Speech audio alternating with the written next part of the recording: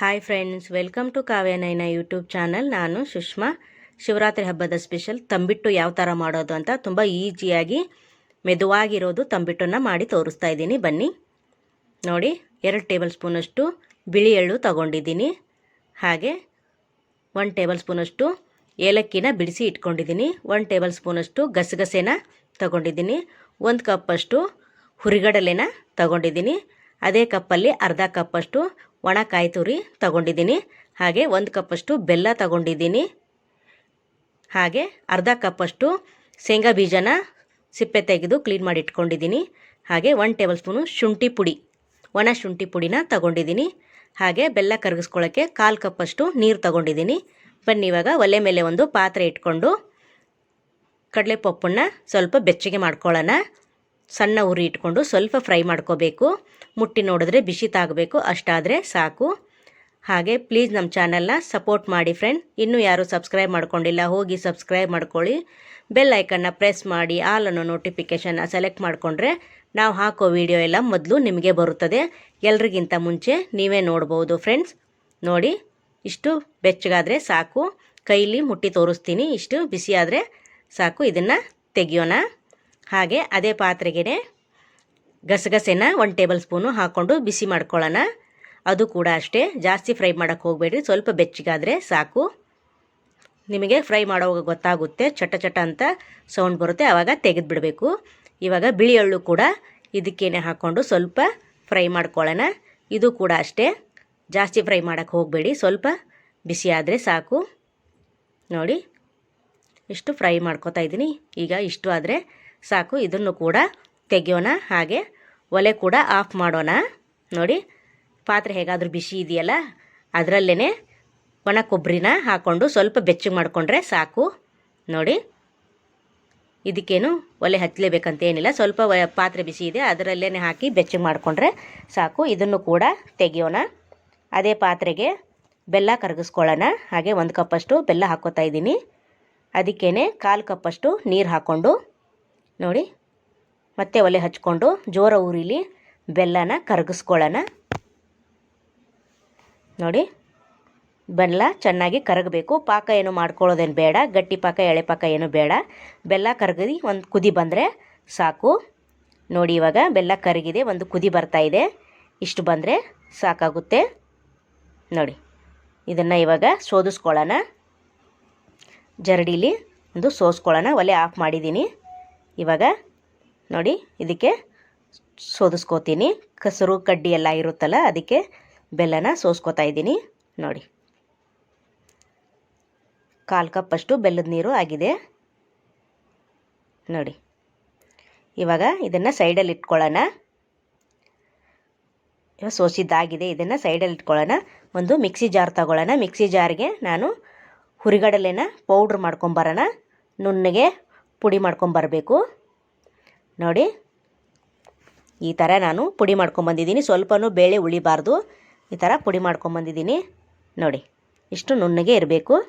ಇವಾಗ ಒಂದು ಪಾತ್ರೆಗೆ ಅಥವಾ ಪರಾತಿಗೆ ನಾನು ಅದನ್ನು ಹಾಕ್ಕೋತಾ ಇದ್ದೀನಿ. ನೋಡಿ, ಹಾಗೇ ಇದೇ ಮಿಕ್ಸಿ ಜಾರ್ಗೆ ಕಡಲೆ ಬೀಜ ತಗೊಂಡಿದ್ವಲ್ಲ, ಅದನ್ನು ಕೂಡ ಹಾಕ್ಕೊಳ್ಳೋಣ. ಹಾಗೆ ಗಸಗಸೆ, ನೋಡಿ, ಬಿಳಿ ಎಳ್ಳು, ಇದನ್ನು ಕೂಡ ಸೇರಿಸ್ಕೊಳ್ಳೋಣ.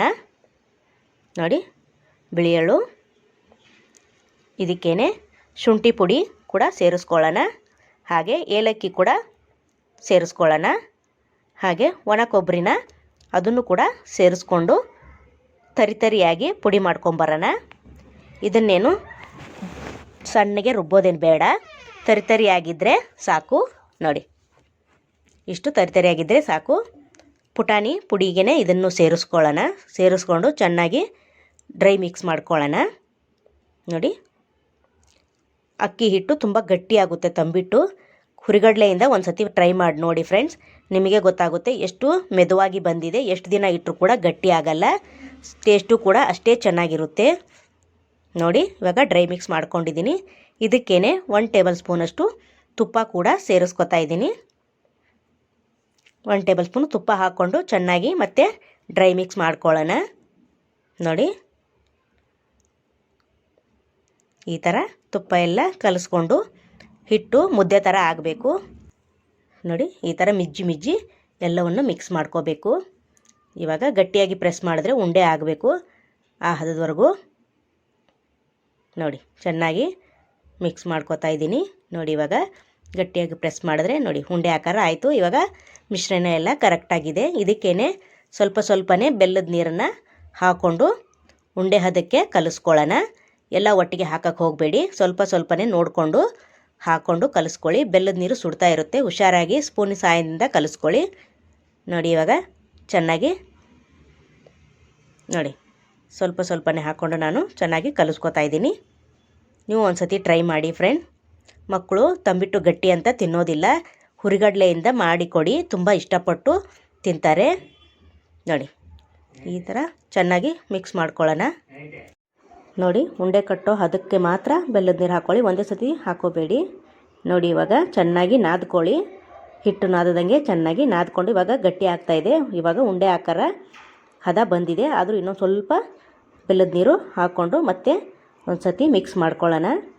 ಚೆನ್ನಾಗಿ ನಾದ್ಕೊಂಡು ನೋಡಿ ಇವಾಗ ಉಂಡೆ ಮಾಡ್ಕೊಂಡಿದ್ದೀನಿ. ನೋಡಿ ಎಷ್ಟು ಚೆನ್ನಾಗಿ ಬಂದಿದೆ. ಹಾಗೆ ಇಷ್ಟು 2 ಸ್ಪೂನಷ್ಟು ಬೆಲ್ಲದ ನೀರು ಉಳಿದಿದೆ. ಇವಾಗ ಇನ್ನೊಂದು ಉಂಡೆ ಮಾಡಿ ತೋರಿಸ್ತೀನಿ ನೋಡಿ. ಬೇಗ ಮಾಡ್ಕೋಬೇಕು, ಆರಿದ್ರೆ ಉಂಡೆ ಆಕಾರ ಚೆನ್ನಾಗಿ ಬರಲ್ಲ. ನೋಡಿ ಎಷ್ಟು ಚೆನ್ನಾಗಿ ಉಂಡೆ ಆಗ್ತಾಯಿದೆ ಅಲ್ವಾ. ನೋಡಿ ಸೂಪರ್. 2 ಉಂಡೆನ ತೋರಿಸ್ತಾ ಇದ್ದೀನಿ. ಹಾಗೆ ಎಲ್ಲವನ್ನು ಇದೇ ಥರನೇ ಮಾಡಿ ಪ್ಲೇಟ್ಗೆ ಸರ್ವ್ ಮಾಡಿದ್ದೀನಿ. ನೋಡಿ ವಾವ್ ಸೂಪರ್ ಅಲ್ವಾ, ಎಷ್ಟು ಚೆನ್ನಾಗಿ ಬಂದಿದೆ. ನೋಡಿ ನಾನು ಇದೇ ಥರನೇ ಎಲ್ಲವನ್ನು ಉಂಡೆ ಮಾಡಿ ತಟ್ಟೆಯಲ್ಲಿ ಇಟ್ಟಿದ್ದೀನಿ. ನೋಡಿ ಸೂಪರ್, ಎಷ್ಟು ಚೆನ್ನಾಗಿದೆ ಅಲ್ವಾ. ಸೂಪರ್, ಎಷ್ಟು ಸೂಪರಾಗಿ ಕಾಣಿಸ್ತಾ ಇದೆ ನೋಡಿ ಫ್ರೆಂಡ್. ನೋಡಿ ಇದೇ ಥರನೇ ಎಲ್ಲವನ್ನು ಮಾಡಿ ಇಟ್ಕೊಂಡಿದ್ದೀನಿ. ನೀವು ಒಂದು ಸತಿ ಟ್ರೈ ಮಾಡಿ ಯಾವ ಥರ ಬಂತು ಅಂತ ಕಮೆಂಟಲ್ಲಿ ತಿಳಿಸಿ ಫ್ರೆಂಡ್. ನೋಡಿ ಎಷ್ಟು ಸಾಫ್ಟಾಗಿ ಉಂಡೆ ಬಂದಿದೆ ಅಂತ, ಎಷ್ಟು ಚೆನ್ನಾಗಿ ನಾನು ಕಟ್ ಮಾಡಿ ತೋರಿಸ್ತಾ ಇದ್ದೀನಿ. ಈ ವಿಡಿಯೋ ನಿಮಗೆ ಇಷ್ಟವಾದರೆ ಪ್ಲೀಸ್ ಲೈಕ್ ಮಾಡಿ, ಶೇರ್ ಮಾಡಿ, ಕಮೆಂಟ್ ಮಾಡಿ, ಸಬ್ಸ್ಕ್ರೈಬ್ ಮಾಡ್ಕೊಳ್ಳಿ. ನಮ್ಮ ವಿಡಿಯೋ ನೋಡಿದ್ದಕ್ಕಾಗಿ ನಿಮ್ಮೆಲ್ಲರಿಗೂ ಧನ್ಯವಾದಗಳು. Thank you for watching. ನಮಸ್ಕಾರ ಫ್ರೆಂಡ್ಸ್, ಬಾಯ್.